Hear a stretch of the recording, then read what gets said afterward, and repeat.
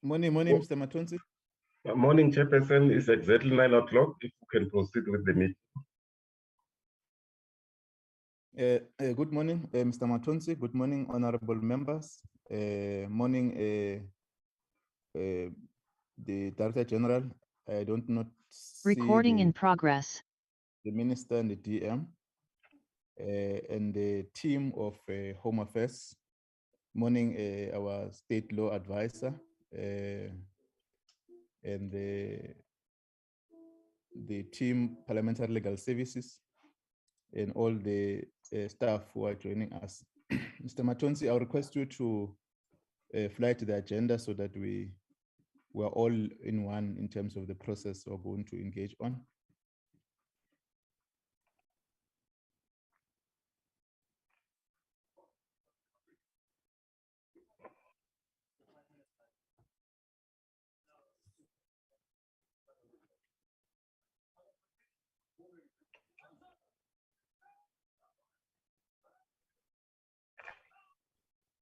Chairperson, are you able to see it? Yeah. Yes, yeah. Thanks very much. Colleagues, this is our agenda for today to framework the deliberations today. I must start that we have received comments as we have been discussing the post-public hearings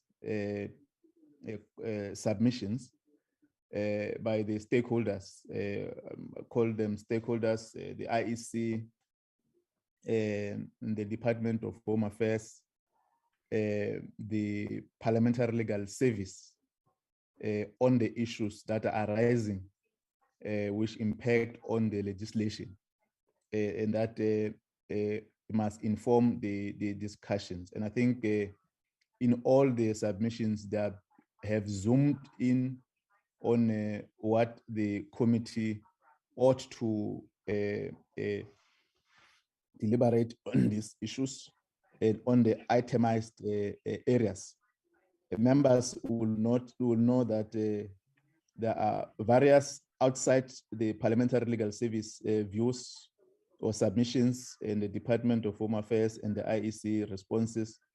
There are views from all angles that have made submissions around on some of the issues that are related. What is good is that the IEC and the Parliamentary Legal Service, they did not zoom into the policy options that Home Affairs has submitted in their or outlined in their electoral amendment bill. So this session meeting today will take broad discussions on the issues.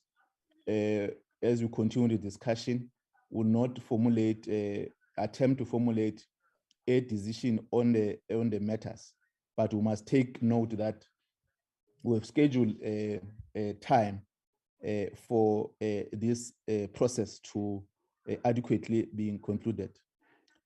Thirdly, is that we are going to, or we have already applied, we know that the Parliament is rising on the 15th, if I'm correct, Mr. Matonsi. We've applied that the committee must continue to work on this matter so that we're able to finalize the process. You are aware that we have a Constitutional Court has determined a deadline, and the committee has taken into consideration the time and the stages in how Parliament must run its process. Since this electoral amendment bill was tabled on the 10th of January this year, we're taking account to that there's a process that is undertaken by a parliamentary service and or the Parliament, let me say Parliament, approach the Constitutional Court for an extension and that process is still within our the powers of the Constitutional Court to respond to the request. I must also, or we must say that it is within the context that we must able to have enough time to deal with this electoral amendment bill. The NCOP must also interface with this electoral amendment bill, and also time for the president to account. And this will also be subjected to debate or submission of the report for consideration of the both houses. So that is the understanding of our process in terms of this deliberation. We have a team here of state law advisors, Ms. Williams and Ms. Govender, and the DHA legal team, Mr. Malakate, and the parliamentary legal services. So members, if they will ought to sought clarity in terms of the issues that we will be deliberating on from now as we move along with this process, they will able to interface with these issues. If there are issues that are going to be raised, which are outside the framework of the Department of Home Affairs and the legal team who are assisting this process and are related to the IEC in terms of the either regulations or the act that must be changed, or the areas that are lying in the IEC. What we'll do, we'll note those issues because the IEC also, they are joining here, they always join us and welcome commissioners. We'll then take that issues, those issues, and request the IEC to come and respond on the issues. But if members will also feel that as we go into discussions, so that we're not able to cloud clarities on the issues, and we need to find time for the IEC in particular to come and respond on technical issues that are related and that will impact on the legislation that the committee will be dealing with. Lastly, I think we all had understood the Constitutional Court judgment in terms of the anomaly of the Electoral Act 73 of 1998 and how Parliament need to correct that. And it's good that this we have now agreed, adopted, that we must proceed and change this Electoral Amendment Act 73 of 1998, as last week we've adopted MOD that reflect that we can proceed with this process. Now, this is a framework which we are trying to recap in the process for comfort. Where there's still a need for thorough consultation on subject matter or the issues, members, I think they are also allowed to take a pause so that we're able to engage on this matter objectively within the context of what the submission has been made and the responses of comments on the subject matter. We'll request Mr. Matonsi to run apologies, and then we'll request Mr. Salmon, we've requested him just to rough on the issues that is picked up for purpose of discussions and deliberations, and then we'll then have members to deal with the framework and so that we're able to move forward. The legal team, if there are issues that I think you might have picked up where members may not have asked you, you have to assist the chair so that we're able to highlight it for point of discussion or clarity. You may find that some of the issues that arises and you wish require your a guidance, and you may need to get in touch with the chair so that we're able to be at one. It's going to be involved matter as already started, and consultation in terms of the how we're going to navigate on this on this matter. Thank you, Mr. Matonzi. Morning, Chairperson and everyone. From my side, Chairperson, in the committee side, there's no apologies. Thanks, Chairperson. Thank you very much. No apologies. Any member? There are apologies. Co-chair, Honorable Liaison. Good morning, Chairperson. I have also got a portfolio committee of social development, so I will leave at about 10:15 and then come back into the meeting. So I will leave at 10:15 and come back. Apologies for that. Noted, co-chair. Noted. Yeah, Mr. Salmon, Chair. Can you come in? Okay. Chair. Honorable Khwasa. I am in the meeting, but will not be able to participate. I'm not well. Noted. Any other apology? Okay, thank you. Mr. Salmon, can you come in?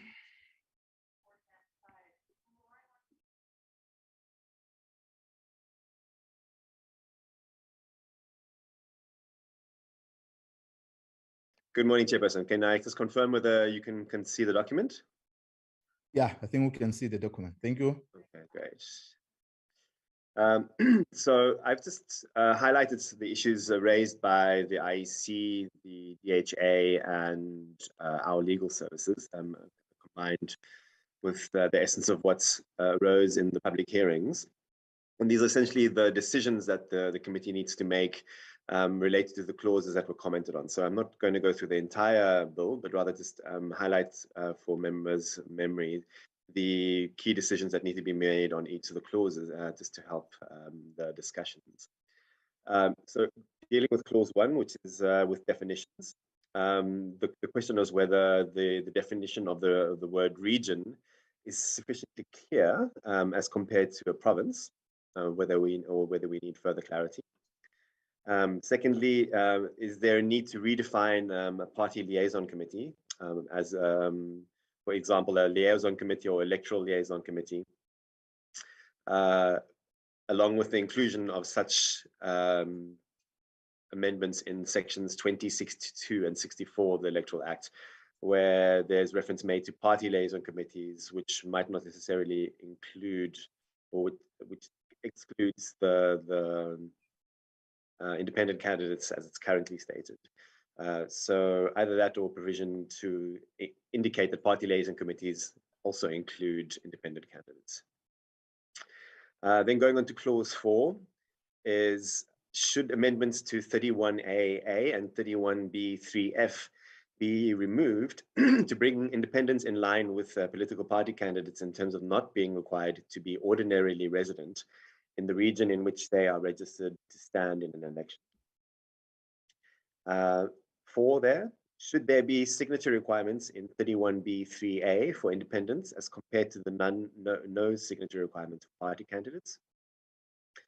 5, should the deposit for independents in 31B3B be the same as parties, given that they only qualify for 1 seat? 6, should the requirement for the determination of the number of signatures required or the deposit needed for independents be left to the IEC to formulate in the regulations, or should the formula for the determination of signature requirements or deposits be included in the bill itself? 7, should the requirement in 31B3F of not having been a member of a political party for 3 months prior to running as an independent remain, be increased, or be reduced? clause 8.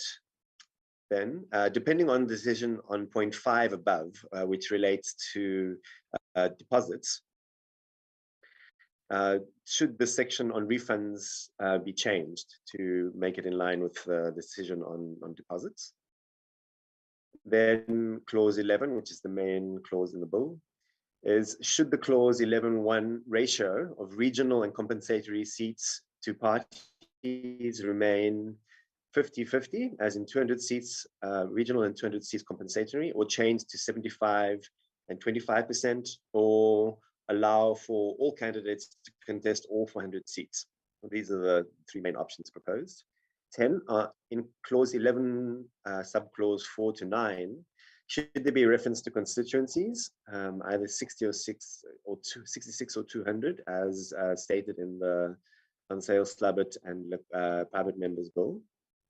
11, in clause 11.5, subclause 5 to 8, on regional seats, should the 3 rounds remain the same as they currently are, or a single round according to the Droop formula as proposed by the IEC to improve proportionality and inclusion of small parties. Alternatively, there was a 2-stage process that was proposed where all who meet the full quota for 1 seat be awarded a seat, whether it's party or independence, and once no one is left, was entitled to a seat based on meeting the full quota threshold. The remaining seats should be then given to the candidates that have the highest average of votes per seat won. That being proposed by one of the parties. Then 12, should clause 11.16 be removed in favor of ensuring compliance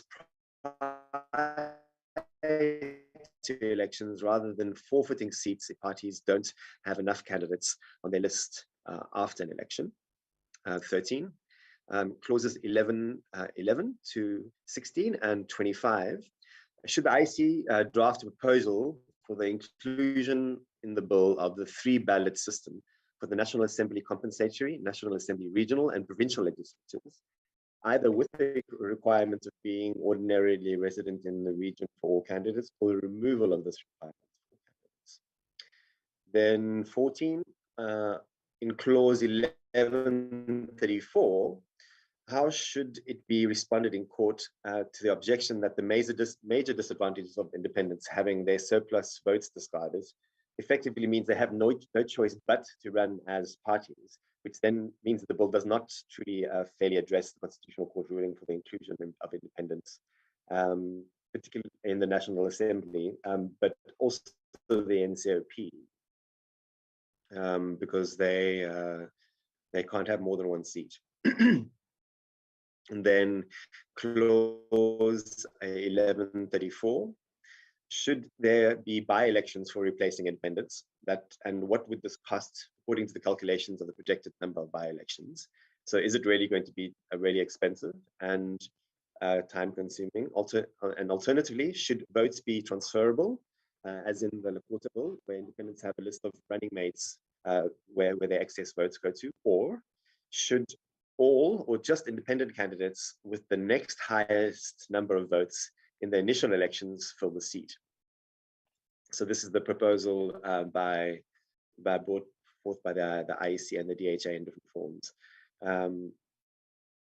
And then if going with the proposal of replacing vacant independent candidate seats with the candidate that received the next highest number of votes, will it be argued that this gives political parties the benefit of replacing their seats with chosen candidates next on their list, whereas independent candidates and their support base could now be replaced by a political party or an independent with a completely different ideology?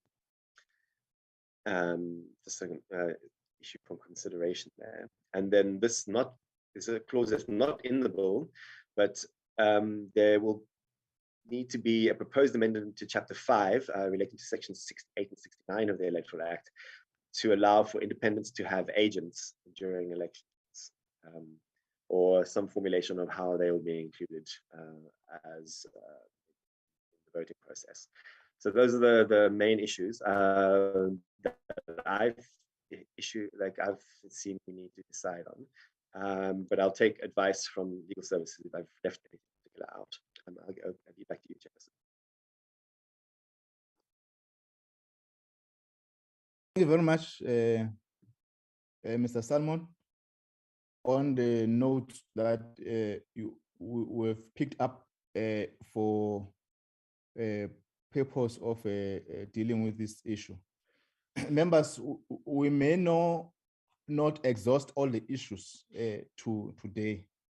And I'll tell you why. We'll then outline AD when we end up. You will just give us a brief outline on the program, on how we've refined it and how we're going to run on this matter, so that you are able to contribute to the issues, and you can run in all of them or pick up of the issues that you'll be able to interface with. What will then assist is that the team which we've requested, which is led by Salmo, is to isolate the issues that are arising from the contributions, and we'll test that with the legal team. As we deliberate, we'll then take decisions on some of the issues that are clearer, that are informed by the requires us to deal with it in the legislation, and isolate some of the issues as you raise them that impact on the work of the IEC, and the IEC then able to contribute to the issues, and then we deliberate on that on that space. We resolve on the specific issues. I would invite members to comment on the issues that are raised here and the broader issues that have been picked up around the submissions, and also the responses that they have laid by the IEC. I will start with the co-chair because it's indicated that she will have to leave to attend also a portfolio committee, and then I will come to Honorable Molekwa. I'll come to Honorable Tito, Honorable Chwako, Honorable Ruos, Honorable Ramolobeng, Honorable Kanyile, Honorable Pillay. You will assist me, Mr. Matonzi, if there are other members who are not in the committee who have joined this meeting. Thank you in that order. Thank you very much, Chairperson. I guess I'm going to touch on the first 4 issues. I think it is my view, Chairperson, that we should rather use the terminology province instead of region. And I would like to make the point, for example, that in the Western Cape, we refer to an area called, for example, the Boland region. And the Boland region it's a collection of towns. It's not a province. And so I thought that the terminology province, it's clearly understandable for the public and our constituencies at large. So I don't think region is sufficiently clear. On point 2, I do think that there is a need for us to redefine party liaison committee to a liaison committee or an electoral liaison committee, considering that, of course, it's now will encompass individual candidates as well, and it will no longer only be for parties to liaise with the IEC. On the issue of signatures, I think that to require, for example, independent candidates to get signatures will be an unfair way of treating them in terms of the fact that we do not ask political party candidates to get signatures. So for the interest of fairness, I do not think that we should consider that. And also, I think we should go back to the legal advice we got on the issue of that a candidate should be a resident in the region or province they are contesting. And the submissions that we got argued that the residency requirement places an independent candidate in an unfair position, as there is no such requirement for political party candidates. And so I think that should also be scrapped. But I think those are my views on the first 4 points. I don't know if you want to take all of them at this stage, but I think those are my submissions for now, Chairperson. If you have contribution, members, there's somebody not mute, please. maybe also working around the integrated It sounds like Parliament TV is switched on, or it's like they're unmuted. Yeah, members or colleagues, or can we assisted Mr. Matonzi, or yeah, thank you for that intervention. I was saying that, co-chair, you can, if there are issues that you want to take it up on there, you can continue. I'm going to deal with the first four now, Chairperson, and then I'll come back if that's fine. No, that's fine. That's fine. Honorable Mulegwa.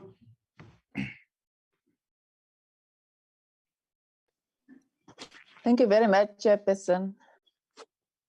Chairperson, my comment is just on the clause 1, the first one, that referring to the region sufficiently clear as compared to the provinces. Chairperson, as you know that in the provinces, we do have regions.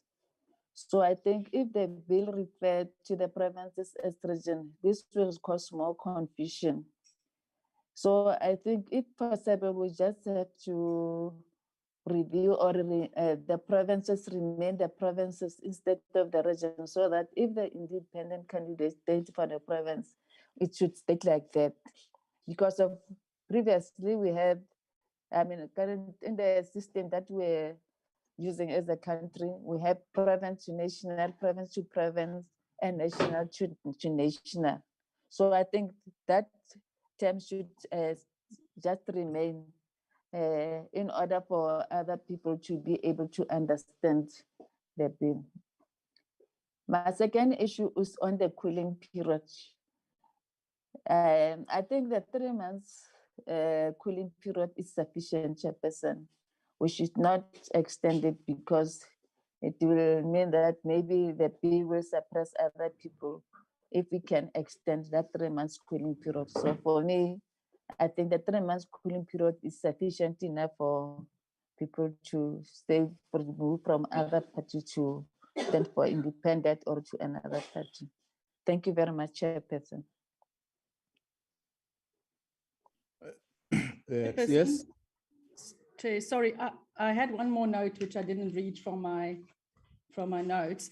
On the issue of deposit for independent candidates, it is my view that it would be unfair to suggest that an independent candidate would have to raise the same type of money for a deposit as a political party. I know there are opposing views which says independent candidates and political parties should be treated as the same. But I think it might actually have an opposite effect, that if you ask independent candidates to raise the same type of money as political parties, it might actually exclude them from running for elections. And so I think, in other words, we would have to also look as a committee at what should be done in this regard, because I think it might have the opposite effect where you might discourage independent candidates who would not be able to raise the same type of deposit. So I just wanted to add that.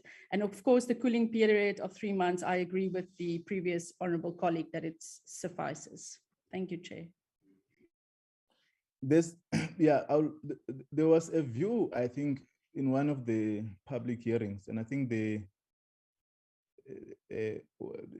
both the IEC and also the legal team will probably come in later and contribute that in the subject cooling period, that when we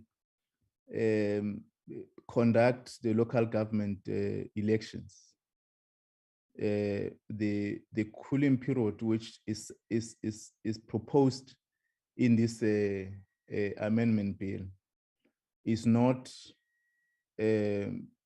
because if we're to treat independent like or any persons who want to contest as independent in the provincial and national elections, now the same treatment in terms of the processes must apply. And I'm raising this matter on terms of the cooling period that is being raised now of the 3 months, and in a local government election there's another period. So I think this is a matter which we also need to reflect on. Honorable Dito.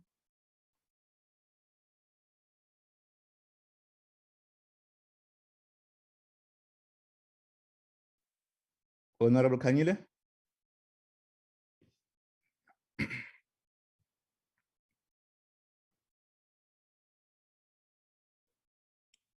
Unmute. Okay. Honorable Kanyile. Honorable Ramalobe.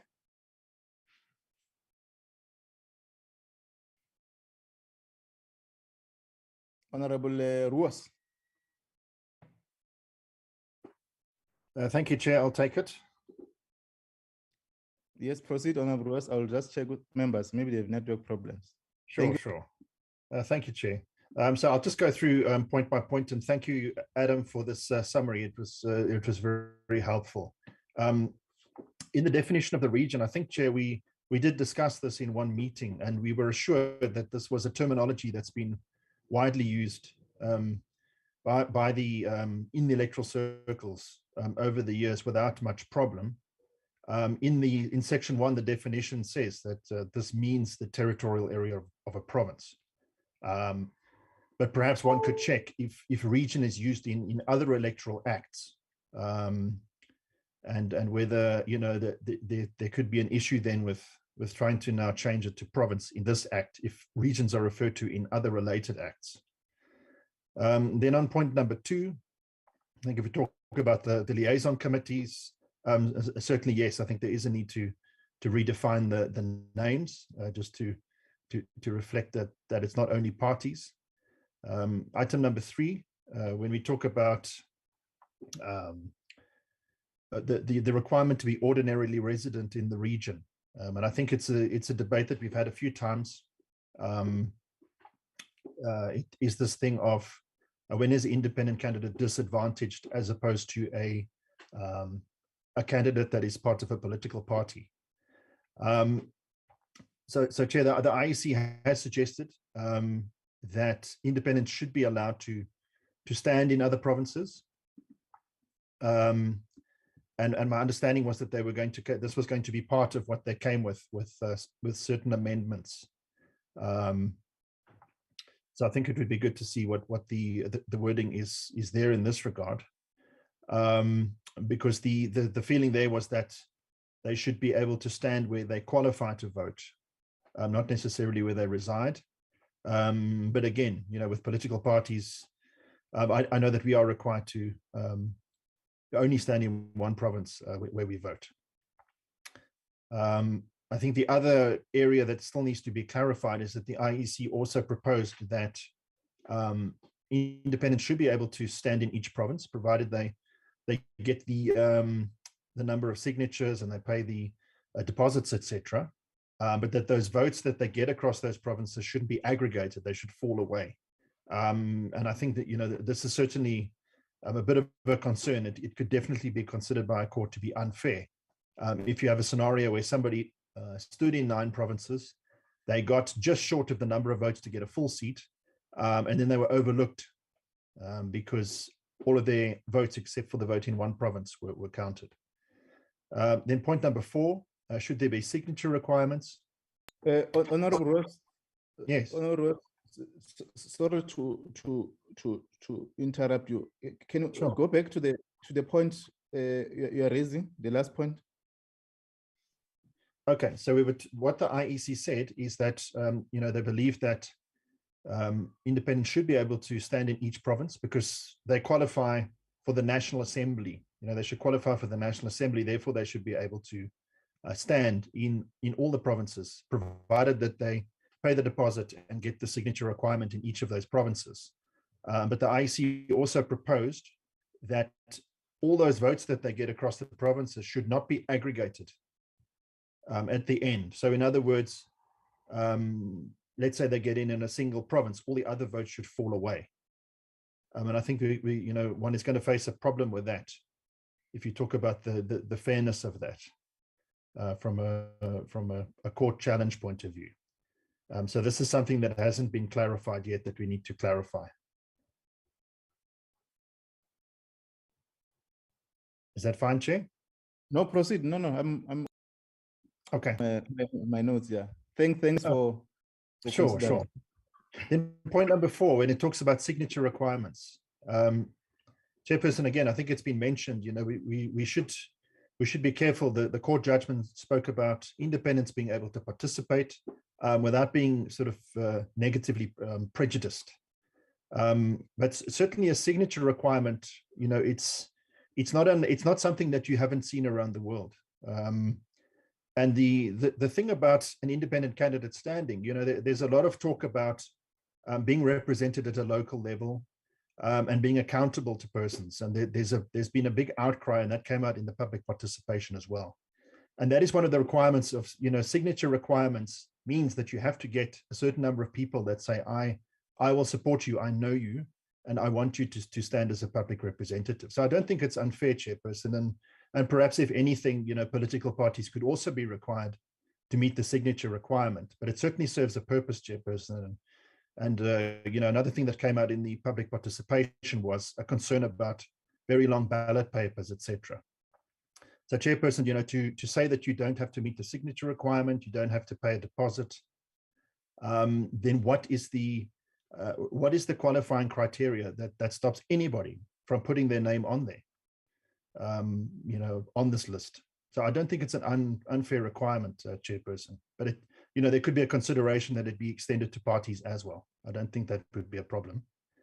Then in terms of number 5, should the deposit be the same? Chairperson, I think you know, one of the things about this deposit is it helps to carry the costs of having that person on the ballot. So having the DA on the ballot and having Adrian Roos on the ballot, it takes the same amount of space, it takes the same amount of system space, etc., to do that. And so that's one of the reasons, apart from, you know, it is really also to assist with the costs of having that person stand for elections. And Chairperson, I think it's just important to add, you know, we saw the Political Party Funding Act and the effect that had on political parties. I mean, many parties had to lay off staff, for example, when that funding was cut. And the fact is that, you know, it's not just that parties are rich and that they have money that falls from the sky. Parties go and they raise money. They have fundraisers. It's hard work. It's over and above what you do. You do it in the evenings. So also, again, Chairperson, it's not an unreasonable requirement that somebody that wants to stand in Parliament, that wants to represent South Africans at a national level, should have the capability to raise funds and have enough of a ground support that will support them. So Chairperson, that's a few comments on that. And then the other side of this question, Chairperson, is, you know, if you don't pay the deposit, then should you get a portion of the equitable share? You haven't paid the deposit, now you get elected. Do you now receive the equitable share as a member of Parliament? Then on point number 6, Chairperson, I think that, you know, this talks about should the formula for determination of signature requirements be included in the bill, or should it be regulated? Chairperson, you know, the DA's position here is that as it stands now, the formula is in the schedule to the Act. So it's not a regulation, and then even though it's in a schedule to the Act. And so the way it is now, Chairperson, is probably fine. I don't see the Constitutional Court judgment why that would require us to change this, Chairperson. Then section 7, or question 7, this talks about the requirement of not having been a member of a political party for 3 months prior to running. I think the question here is also, you know, we generally agreed on the 3 months, but I think the other question is the issue of the signature requirement. So this would require thousands of signatures. And what came out again in the public hearings is that those signatures would need to be verified by the IEC. And so I think we need to get an indication of, you know, how long reasonably would that signature verification process take place? Because you could get it that an independent candidate then wants to stand, and they come 3 months before, and then they come with a list of several thousand signatures that have been written down on a piece of paper. How long is it going to take the IEC to process that? I think we just need to get an indication from the IEC on that. Then in terms of 8, you know, when we look at the deposits, I think I've covered that to a large extent. And then clause 11, Chairperson, I think, we made good progress on that with the recommendations of the IEC. Again, it would be good to know more or less the time frame that we can expect to get that sort of wording that we were looking for. I think in general, there was an agreement that the proposed seat allocation system was a step in the right direction. And really the challenge there was allowing independents to be considered for PR seats. And that seems to resolve that issue. I think that is the one issue that is really outstanding there. And so when we see that wording and how it looks, then we can take that discussion further. In terms of item 10, should there be reference to constituencies? Chairperson, can you move with the presentation, Mr. Salmon, as he referred to the number? Yes, I will do, Chairperson. Proceed.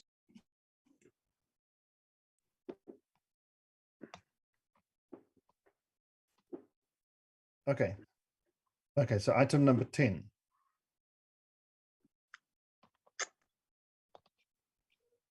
So it talks about, should there be reference to constituencies, as in the Van Zyl-Slabbert report, et cetera, et cetera. So Chairperson, our view is that, we don't have to look at constituencies in this bill, although the DA's position is certainly that we need to have more constituencies. I think the pragmatic view in terms of the timeframes available is that for 2024, to allow independents to participate, we probably need to look at regions for now. But certainly, this would need to be addressed in a future amendment after 2024, where we then look at constituencies. But I think that there's no requirement from that judgment that I know of where we need to have constituencies. Then on item 11, it talks about the regional seats and that. Again, Chair, I think with a lot of these items, once we get the wording from the IEC, then we can look at these items again. Just in terms of number 15,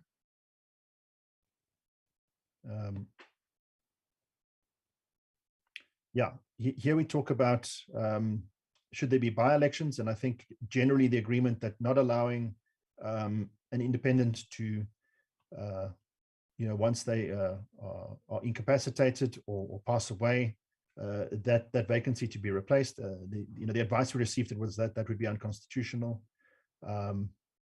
And I think the question was, sorry, this is a very long thing.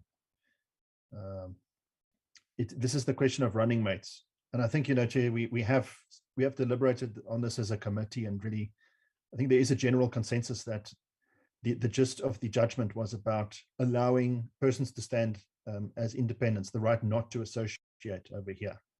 And what you have at the moment is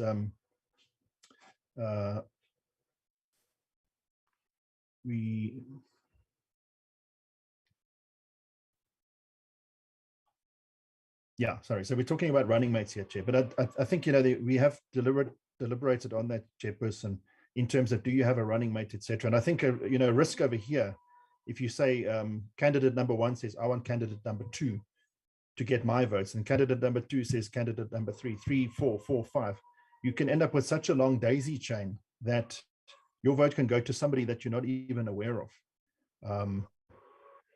And really with a party list, it kind of covers this. If you have votes for a party, the first candidate is there, the overflow votes go to the second person on the list, and so on and so forth. And so the advice that I see that we've received is that, independents, if they want to pass on votes to the next person, etc., they have the possibility to form a voluntary association and stand in that way, Chairperson. So to our mind, there doesn't seem to be an impediment to setting up such a system. You either stand as a party, a voluntary association that is then considered a party, or as a completely independent individual chairperson. So I think we just need to be aware of, these unintended consequences, that you could have a chain of persons that are given a vote. And when a voter stands there, they won't necessarily see that whole chain. And it might also be, Chair, that your first choice might be an independent candidate, your second choice might be a party. And so we cannot assume on behalf of the voter that they are voting for an independent because they don't like a political party. It might be their pastor that's standing, it might be a community organization, and they will support that independent. But if that independent wasn't there, they might support a party. So if we go and say that, the next person on the list, if an independent resigns, should be an independent, for example, we are then deciding on behalf of the voter what their next choice would have been, Chairperson. And so, the idea of saying that if an independent resigns, and that's certainly it should be filled from the next person that's the next highest votes, or the next party. If we don't allow the next party with the next highest votes to take that vacancy, they would also argue that it's unfair, because they are the next person on the list. They are the representative with the next highest number of votes. So I think that's it from me, Chair, but certainly it would be useful to understand when we are going to receive the amendments on the replacement of independent candidates, as well as the seat allocation system, and then we can deliberate on that at that stage. Thank you, Chair. Thank you very much for your contributions, Honorable Ruos. Can I check Honorable Tito, if you're back? Honorable Ramlobeng? Honorable Kanyile?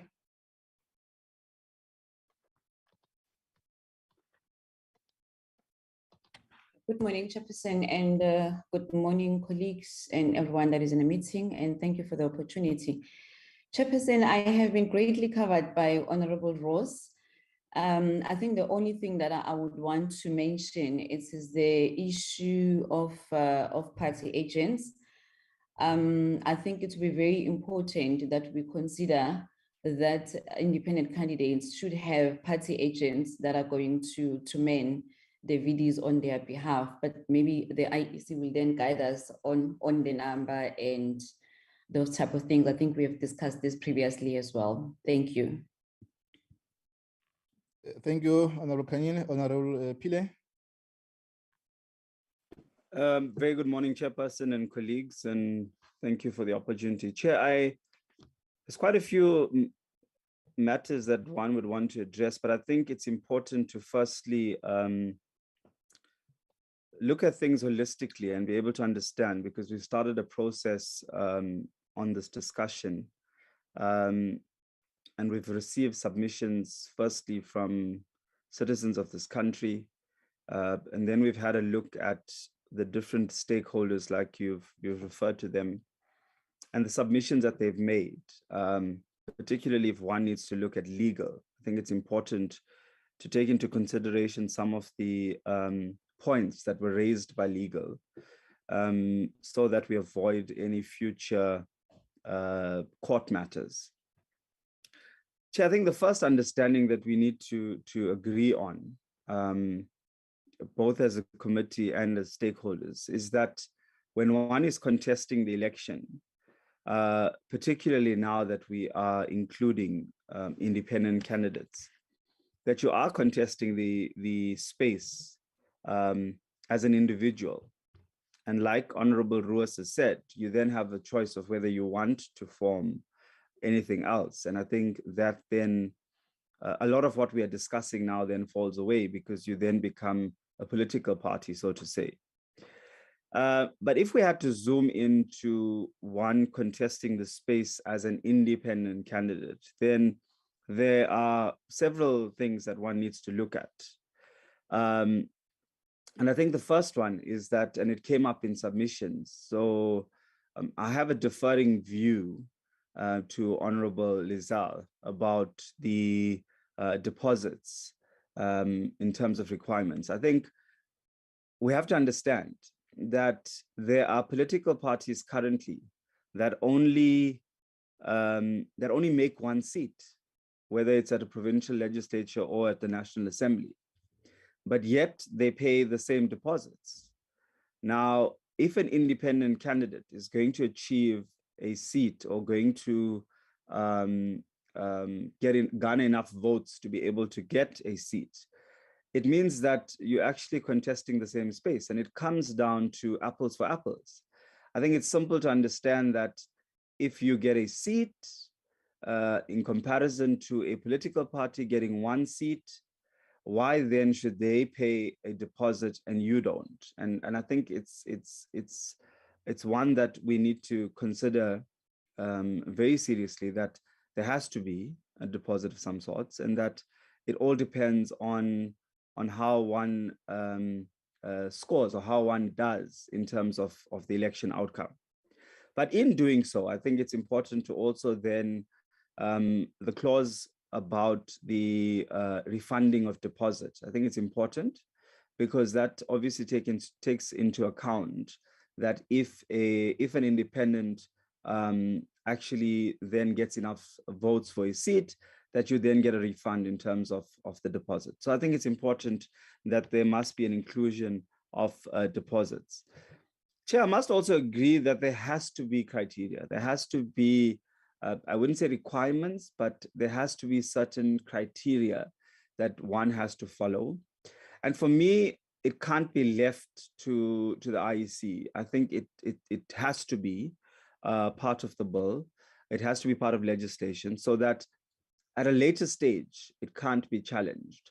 Because once this becomes a law and is passed, then it's clear that before you attempt to contest the elections, you'll be able to understand and know that this is exactly what is there, and that you are contesting based on what is in the legislation. And so it's important that we place all of these emphasis and clearly define it within the legislation. I think in as far as having to minimize what decisions are being made should actually be left to being in the bill. And there are certain things that obviously will fall outside of us when it comes to IEC. For example, the Electoral Commission Act is something that we can't and will not, obviously attempt to look at, because they would obviously have to bring that before Parliament if there's a need for certain things to be looked at. But I think we must emphasize that a lot of this must come within the Act itself. Further to that, Chair, I think that the request or the requirement in terms of criteria in terms of signatures is important. Because you can't just have someone who wakes up tomorrow and decides, I want to contest elections, but have not shown any support. And I think it's important that we must be able to look at that. But insofar as determining what that should be, I think that there has to be a discussion about that. And I think that there has to be further discussion and deliberation so that we reach consensus and an agreement on what the number of signatures are. And that number of signatures should then be placed within the bill, so that, again, it's not something that is going to be contested legally at a later stage.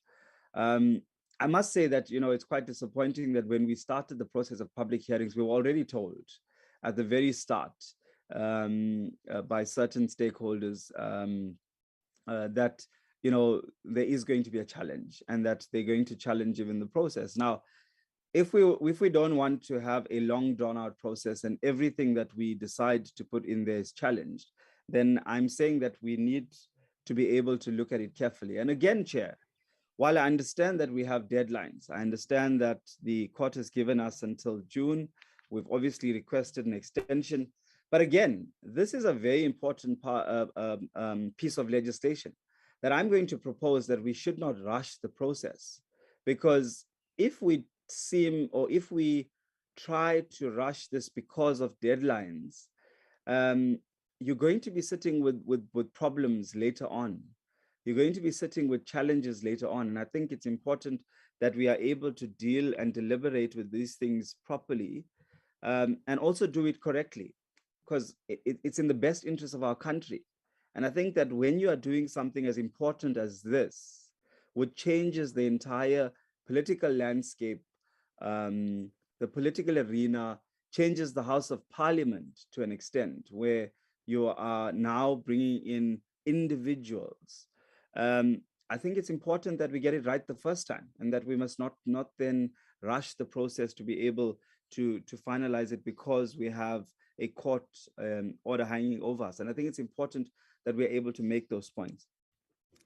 Chair, I also have to agree that you know, most of the points that Adam brings out in his presentation needs further deliberation. You know, it can't just take one meeting this morning to be able to decide on these things. I think for me, if I look at all of these clauses, while you might agree on one clause, there's going to be 2 or 3 other clauses or pieces of legislation or acts that would need to be looked at and perhaps even changed to some extent. And I think we have to start unpacking what is the ripple effect or what is the repercussion of certain things that we may put in this act. Because if you, for example, say that, and I agree that there has to be a party liaison committee, I agree that there has to be the inclusion of party agents, but again, it means that certain pieces of legislation and acts have to change and have to be amended so that you are able to accommodate for that change to take place. And so I agree that perhaps we need to have further engagement and deliberate on this.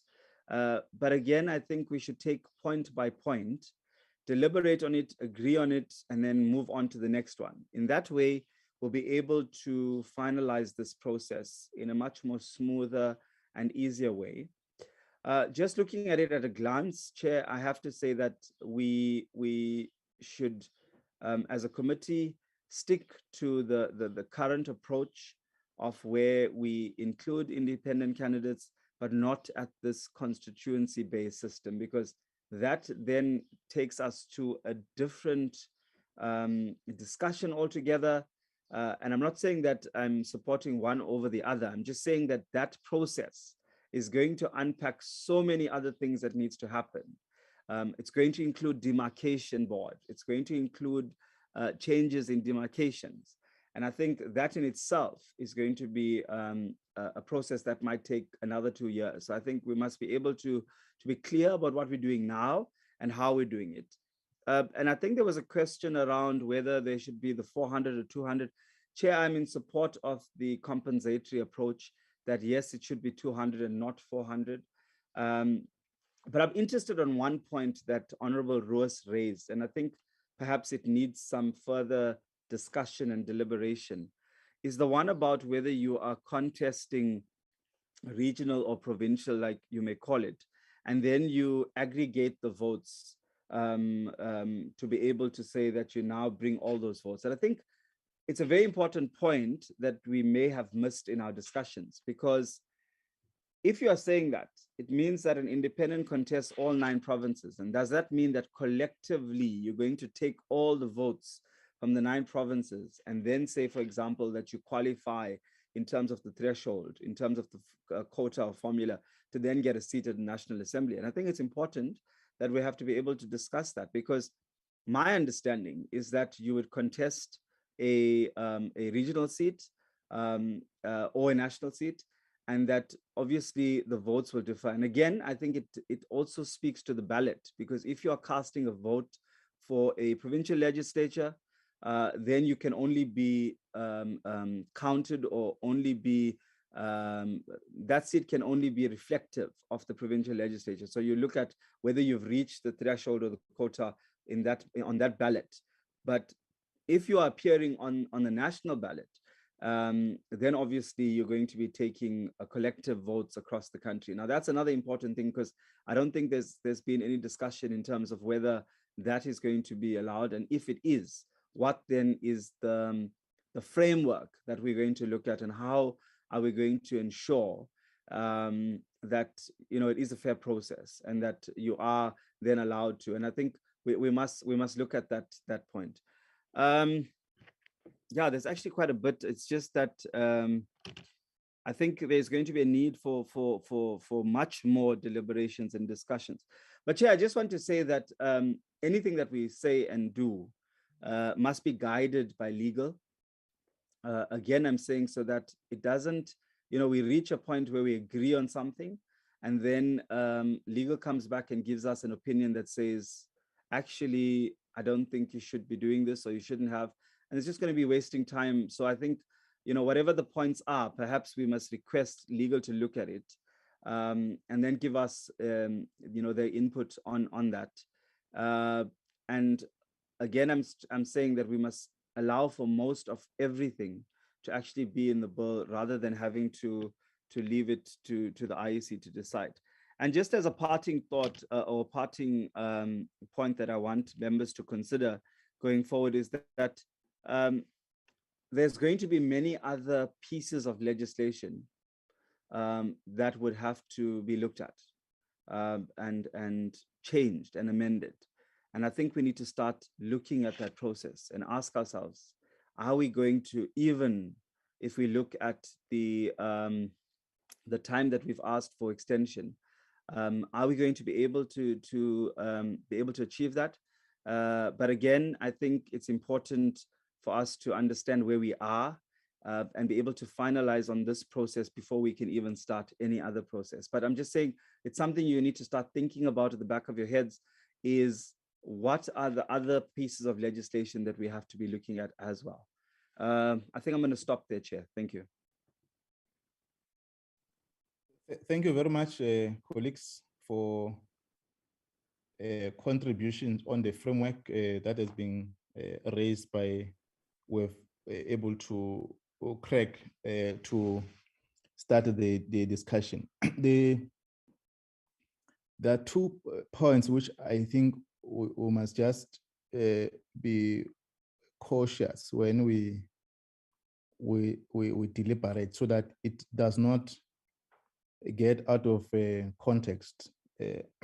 One is that I get a sense that the time frame, and I think we may not need to re-emphasize that we don't need to rush this process, and we need to take a longer time, and that statement may be interpreted wrongly, because what informs the Constitutional Court requirement, application, is that we must given a period which it has been outlined in our papers, so that we're able to complete this matter that was seized with. And I think that is an articulation that members must note, taking account to the issues that may emerge as we deliberate and interface with both the Home Affairs, Parliamentary Legal Service, and the IEC. So I just want to just highlight that that matter, that the committee is within that framework of understanding on the period. We did that because we did not want to short circuit we did the application because we didn't want to short circuit the process.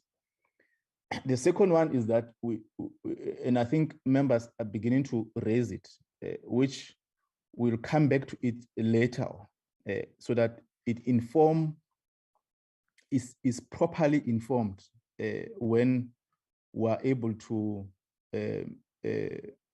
take a policy position on which option we must submit to the Assembly. And I think there was a detailed submission on both the options which were articulated by the task team, but also the electoral amendment that affirms or proposes that is a option that we must take, in the context that the constituency electoral system and which members are beginning to argue in terms that it will need a long time to deal with the matter.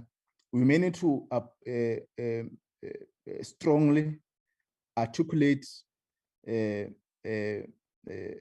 with portfolio of evidence informed by the facts that are before yourself, whether that option will not be considered now that we're dealing with, because society has raised, or stakeholders raised, that there's another option that we may need to interface, consider as we deal with this electoral amendment, and others raise the members are raising the first option of the minimalist that is on the electoral amendment bill.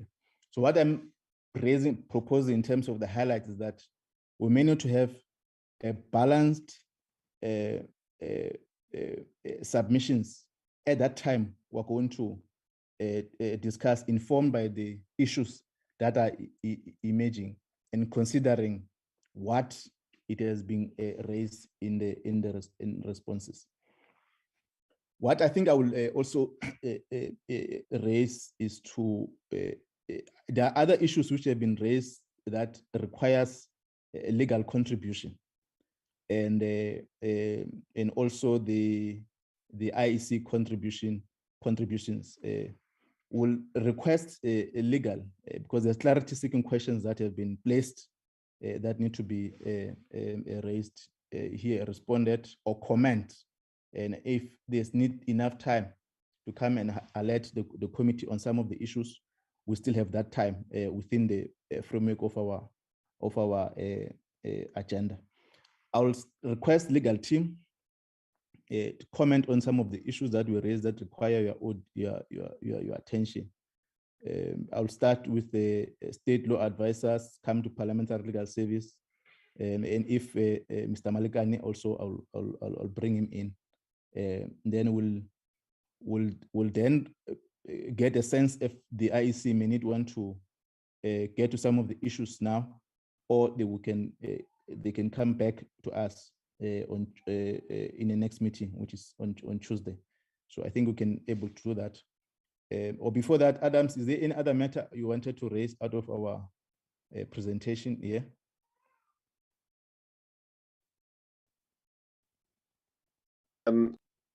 Nothing from my side yet, Chairperson. I'm just taking notes of what the comments are from the members. Yeah. Yes.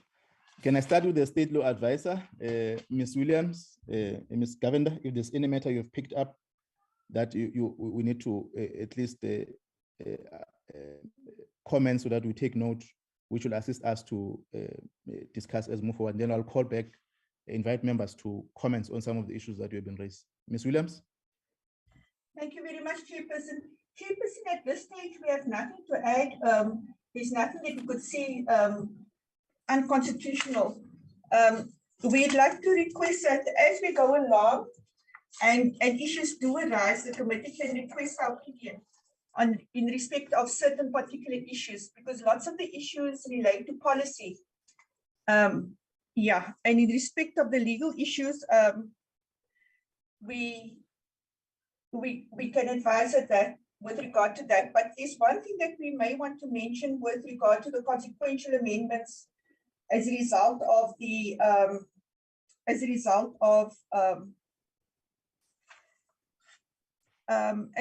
appointing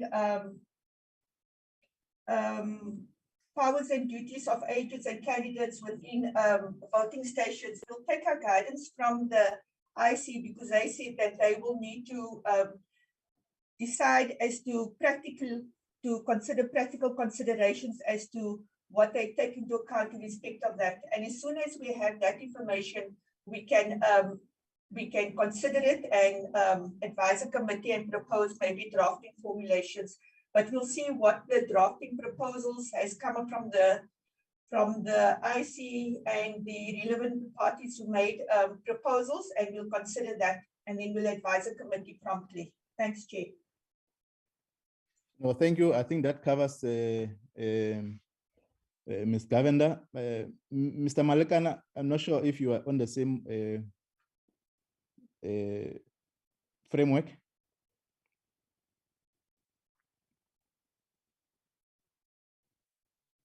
DG, is Mr. Malekane on the meeting? Hello. Hello. Morning, members. He is not, but I've taken note of the issues that were raised. Thank you, Chair. Okay, thank you. Daksha? Chair, good morning, everyone. At this point, as the State Law Advisor has also correctly pointed out, a lot of the issues raised are actually policy issues, and we will be available to give our legal input on any drafts that are formulated either by the department or the IEC. But there's just one thing I would like the committee to take cognizance of, is that if there are any amendments that are going to be proposed to the bill, which are not already in the bill, but amend a different section of the Act, then in terms of the rule, we may have to seek permission from the House to do so. So we just need to factor all of that into our program. But at this point, we have taken note of the discussions, and any legal issues that arise going forward, we would definitely give our legal views. I'm not sure if my colleague, Mr. Jikela, might want to add further. So I'll hand over to him. Okay, thank you. That's Mr. Jikela. Chair, thank you very much for the opportunity, Chair. I just need to remind you, Chair, that in our response to the issues that were raised in the public submissions, we dealt with most of the issues that were raised again today. So I will just want to draw the attention of the committee on the input that we had made a couple of weeks back in our response. From my list, from what has been said here, there is an issue of deposits. In our response, we dealt with that issue. The issue of signatures, the issue of the cooling off period, residency, party liaison committee, and I think that's the issue we raised for the first time ourselves when we looked at the Act, the issue of the region and province, which again was raised today.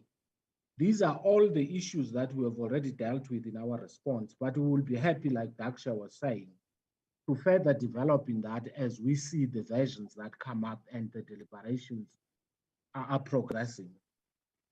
And again, Chair, the issue of consequential amendments to other legislation, it's an issue we raised that we need to look broader than just the Electoral Act in doing this, because there is a knock-on effect on other pieces of legislation, like the party funding and all of those.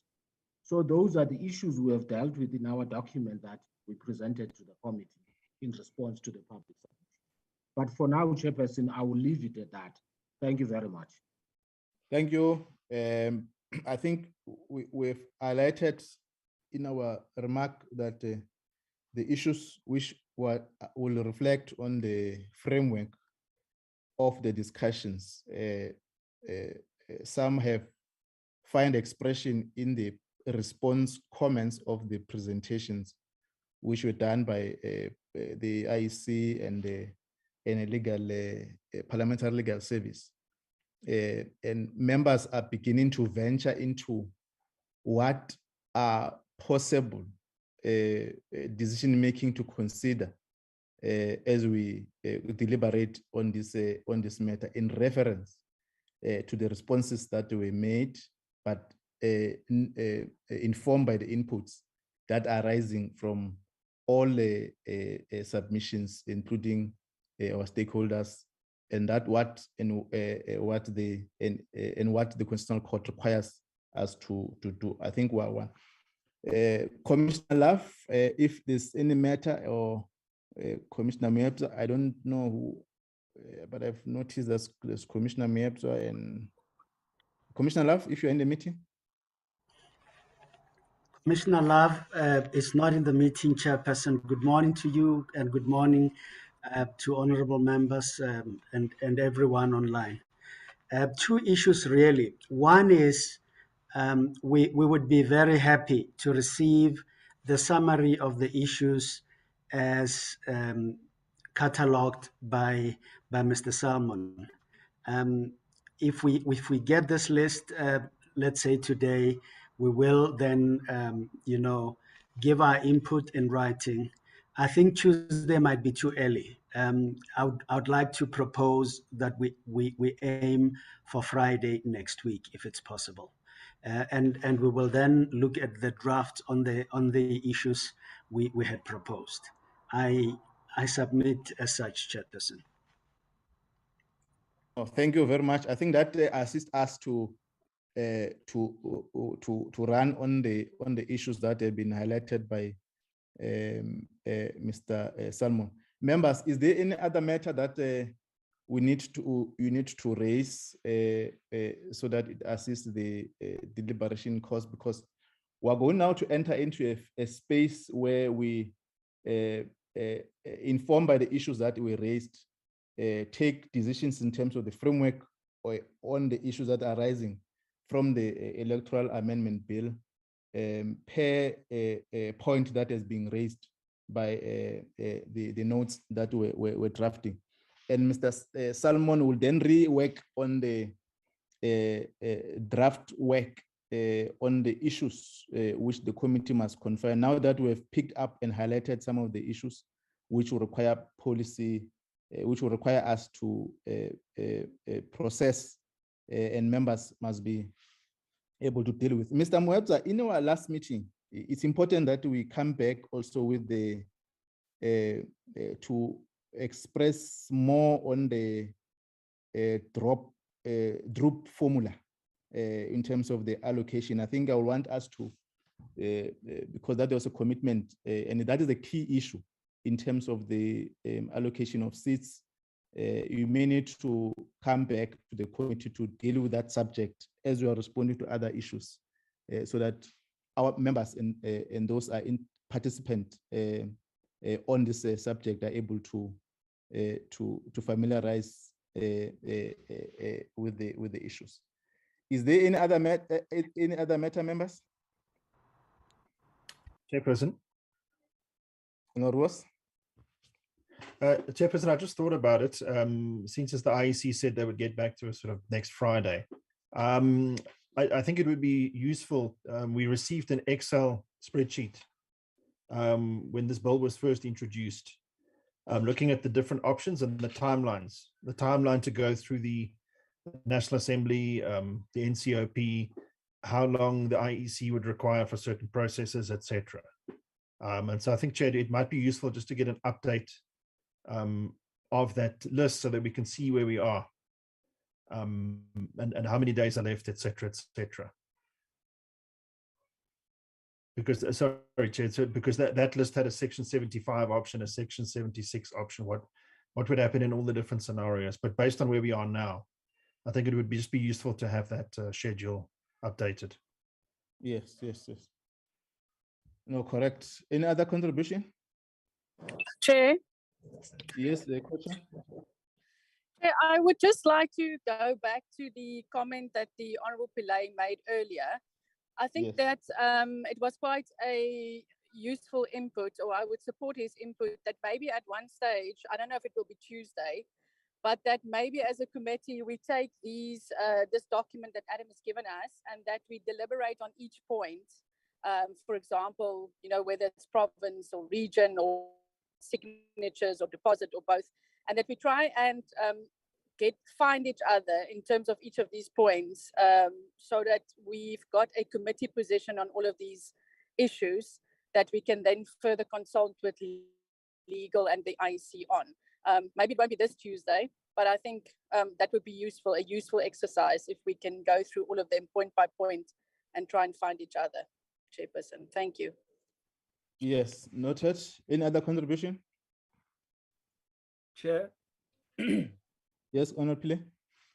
Chair, yeah, I just wanted to check with Eddie, Bro Eddie, the Tuesday's meeting, was it only in terms of the agenda, was it only the electoral amendment bill? Perhaps if we can just get clarity, so that, because I'm just trying to seek some direction, Chair, for the committee. Just judging from what we've heard, I don't know from between today and Tuesday whether we're going to be able to do any further deliberations, particularly if you're listening to what other stakeholders have said in terms of their contributions or submissions. And perhaps maybe we need to looking at something else on Tuesday if there is, and deferring this to another meeting so that you give enough time for those submissions, and then we can have discussions. It's just some kind of guidance, Chair, but I'll be guided by you. Yeah. What we will do immediately, we're going to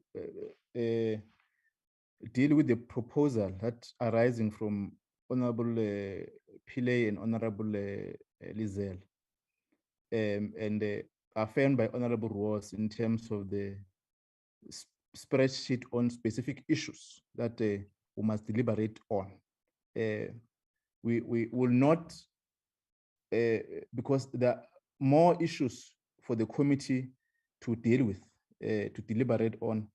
The IEC request to come back on Friday must not impact on the work that we're continuing to deliberate on the matter. At that time, they'll come back to us with the version that we will be presenting. The committee will be working on the specific issues that we've been dealing with. We'll isolate the issues that we have referred to the IEC and deal with some of the issues, and that will circulate the notes cover to all the members on the subject issue. We're going to delete. What we did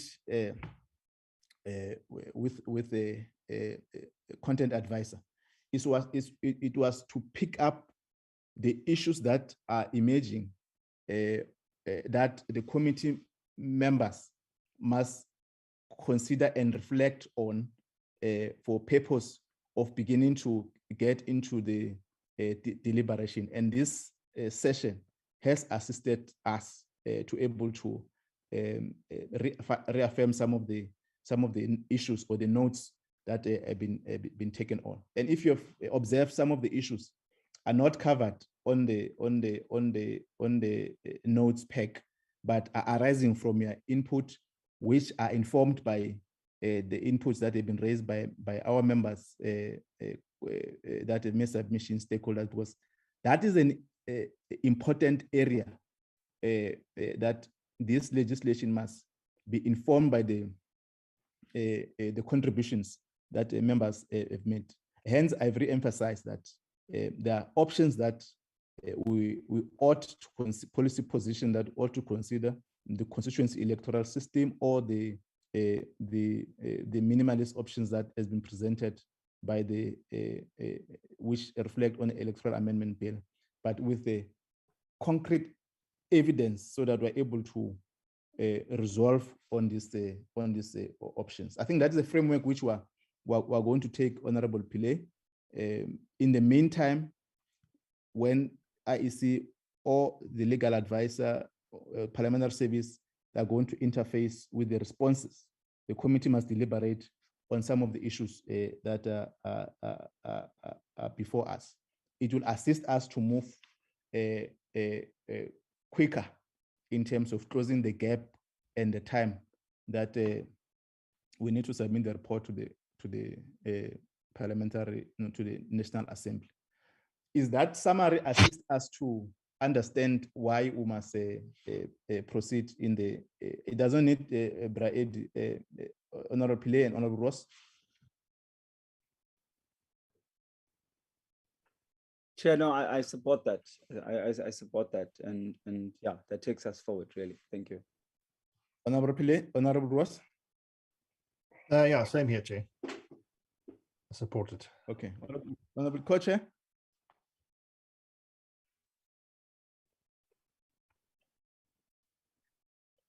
Okay, no, I think that is how we're going to proceed. I'll request Mr. Matonsi just to get into the report, brief notes on how we have reconsidered to table this item in our committee meeting, in line with the decision we've taken in our session with in our main committee. Mr. Matonsi. Okay, Chairperson. Adam? Yes, Eddie? Okay. Oh, if you can remove your...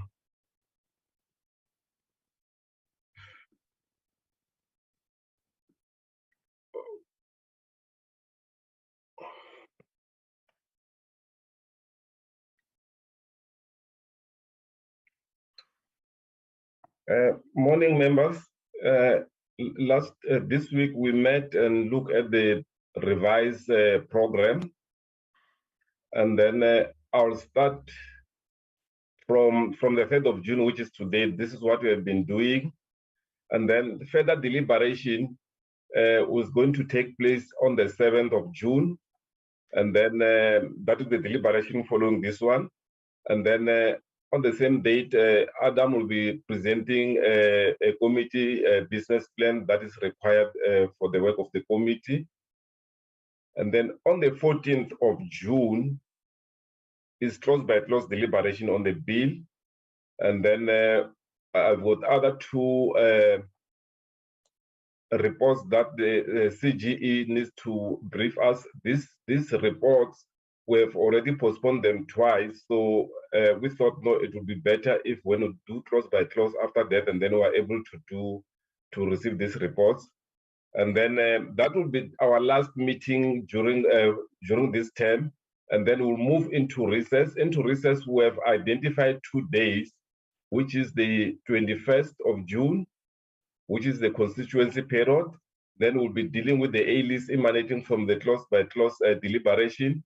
And then we'll also have the Minister of Home Affairs briefing us on the reports on the review of payments within the department. And then on the 28th, which is a week after, then we'll be finalizing the report, finalizing the bill. In other words, we'll be adopting the report that will go to the National Assembly. And then also we have moved this as well, briefing by the minister on the report on the investigation on the loss of financial data and CV by the within the department, within the government printing works. So this is the program that we have agreed at the MENCO. And then these 2 dates here, I have submitted an application for us to meet. I'm still waiting for the outcome, but I've also submitted the program to the Office of the House Chair for them to approve it. If you check here, Chairperson and members, on the 10th, which is next week Friday, we did not schedule anything. There is in the morning, there is a sitting to debate the budget vote 1 from 10 o'clock. So that's why we did not have a meeting on the 10th of June. Thanks, Chairperson. Thanks very much, Mr. Matonzi. Members, that is our program. Can I get an indication so that it goes through? This is what we have agreed to propose to the committee, and we think it will assist us and enter into recess to deal with this item, particularly on the deliberation on Electoral Amendment Act. Can we get approval for the revised program editions, or if there's clarity to Chairperson?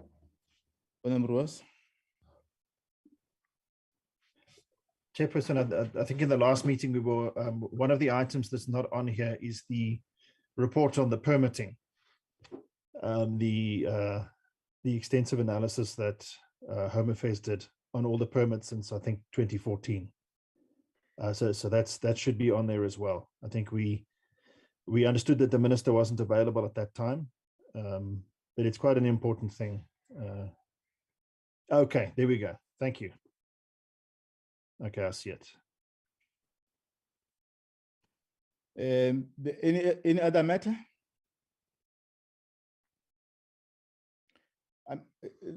Mr. Matons, I'm interested on the IEC to come back, and next week we are saying there's a sitting at 12 o'clock. No, at 10 o'clock, Friday. 10 yeah, 10 o'clock.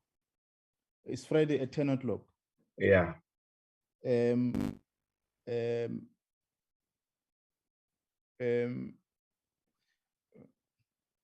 Can members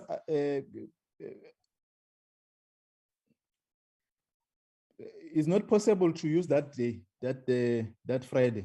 I know it's Friday, like today, the commitments of the day of our colleagues. But if you had to firm up the commitment of our work in this matter, is there members can consider time on Friday? I'm sure they don't want to respond. Both IC and legal team.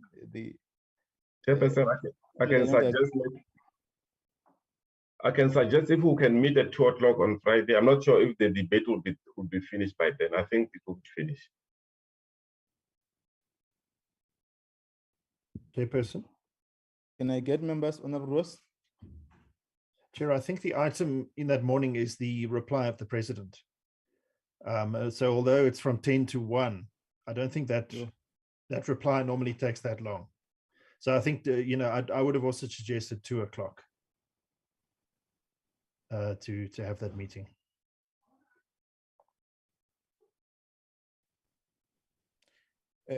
Okay, Mr. Martins, let's subject this item to MENCO so that and then we do proper consultation, because you say decision you take at 2 o'clock and members, or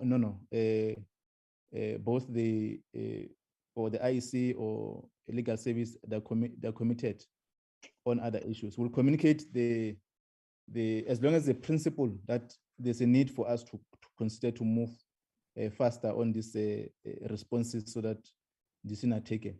Mr. Adams, I think it's clearer that we must go back to frame out the issues and with the spreadsheet that has been advised, both on the options that have been submitted by our people and the stakeholders and political parties outside what it seemed to be limiting our approach, that if we take constitutional electoral system, it means we must take it post 2004, post next year, 2024 elections and so on. But that must not be a subject of our thinking. Our thinking was, let's bring a framework that on both issues, so that the committee and the IEC are able to assist us in terms of what will be. And I got a report of the IEC already. They're beginning to posture around what may be a challenge in terms of the elections implementing one of the issues, but it's the committee that must take that decision informed by our submissions, so that in our processing, as Honorable Pillay raises, that this is important legislation that we must able to consider and make assessment in terms of the decision that we must take for Parliament to consider. That then will take us to Mr. Matons, if there's no any other issue, or honorable members, if there's no any other matter to raise, it's clearer that is how we're going to interface with on this matter. Is there any other matter outside the recommendation that we need to work on with the content advisor and the researcher, particularly on my side? Members?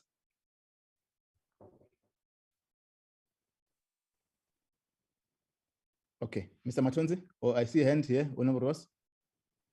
Thank you, Chair. I just wanted to clarify the spreadsheet that I asked for. It was actually the roadmap. It was the roadmap, it wasn't to take these issues and put them in a spreadsheet.